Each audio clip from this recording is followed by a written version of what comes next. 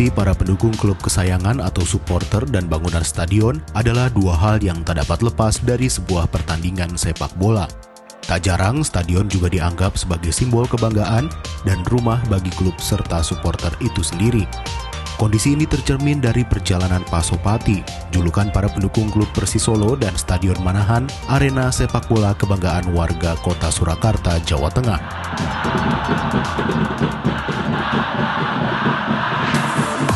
Pasopati lahir 9 Februari 2000 sebagai wadah pendukung klub Pelita Jaya yang sempat bermarkas di Surakarta. Nama Pasopati merupakan akronim dari pasukan supporter Pelita Sejati. Pasopati tercatat sudah memberikan dukungan kepada 3 klub yang pernah bermarkas di kota Solo. Diawali di tahun 2000 dengan kehadiran Pelita Jaya, kemudian tahun 2003 hengkangnya Pelita dari kota Solo digantikan klub asal Jakarta Timur yang kemudian meleburkan namanya sebagai Persijatim Solo FC. Namun nostalgia Pasopati dengan Persijatim hanya berlangsung 3 tahun. Tahun 2006, Pasopati pun mengukuhkan diri mendukung tim asli daerah Persis Solo, seiring prestasinya promosi ke divisi utama. Sementara Stadion Manahan dibangun di Kelurahan Manahan, Kecamatan Banjarsari. Lokasi stadion dulunya merupakan tempat latihan memanah yang kemudian juga berkembang menjadi arena pacuan kuda kerabat bangsawan Mangkunegaran. Stadion Manahan ini tak bisa dilepaskan dari jejak keluarga Cendana. Stadion ini merupakan persembahan yayasan milik Tien Soeharto, istri Presiden kedua Republik Indonesia Soeharto. Pembangunan stadion megah ini dimulai sejak 1989 dan baru selesai dalam kurun waktu 9 tahun. Tepat 21 Februari 1998, Stadion Manahan diresmikan Presiden Soeharto. Nama Manahan sendiri diambil dari Ki Ageng Pemanahan, salah seorang tokoh sejarah Kerajaan Mataram. Menilik jejak sejarahnya, wajar jika fanatisme Pasopati selalu bergelora saat mendukung tim kesayangannya berlaga di Stadion Manahan. Stadion yang terletak di Kelurahan Manahan, Kecamatan Banjarsari ini bagaikan rumah bagi para supporter yang memperkuat ikatan supporter dengan tim kesayangannya. Kalau keterikatan jelas, Manahan itu rumah kita. Kita punya Sriwedari juga, Sriwedari sama Manahan. Manahan itu ya rumah kita, ya mungkin taman bermain buat anak-anak juga istilahnya. Mungkin anak-anak itu ya anak-anak kecil pada happy lah sama keluarganya, nonton Persis, aman, nyaman, tenang, itu udah jadi kayak tempat rekreasi juga sih Mas. Seperti rumah kita sendiri kan. Jadi ketika emang main di Manahan jelas emosional, jelas membuat kita itu bersemangat untuk membuat itu Manahan itu seangker mungkin untuk tim lawan, itu pasti.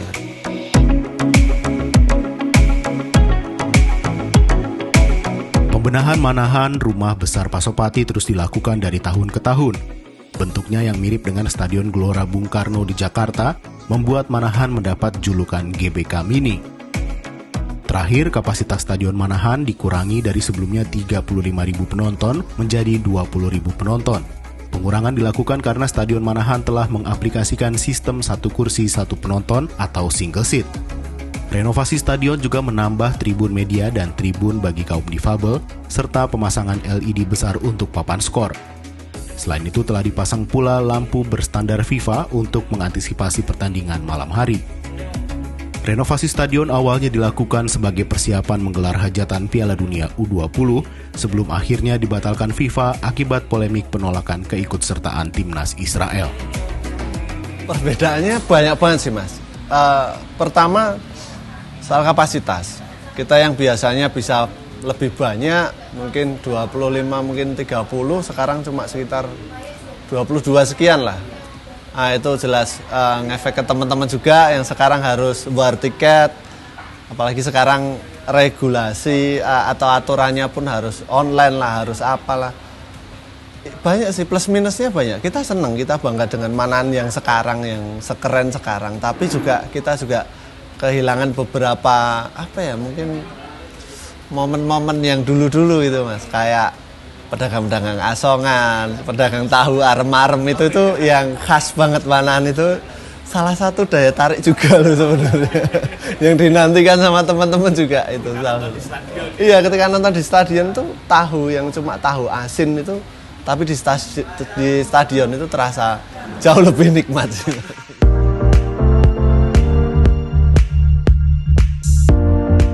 Renovasi tak hanya dilakukan di Stadion Manahan.